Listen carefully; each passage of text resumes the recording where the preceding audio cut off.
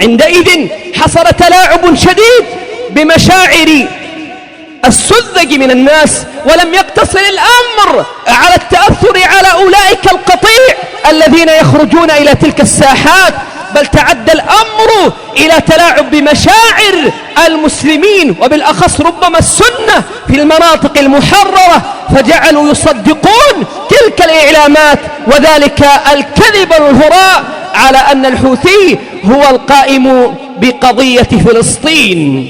وهذا والله من الدجل ومن التضليل. فمتى كان حامي حماها لم يرعى للمسلمين في أرضه وبلده وأبناء جلدته، لم يرعى حرمة قرابته، ربما قتل الولد أباه والجار جاره والأخ أخاه بحجة أن هذا من المنافقين أو من الصف الطابور الخامس أو أنه من المطبعين أو أنه من عملاء اليهود والنصارى أو غير ذلك. من قتل أبناءنا وأطفالنا ونساءنا ورملت أن ننتظر منه أن ينتصر لأولئك المستضعفين في أرض فلسطين؟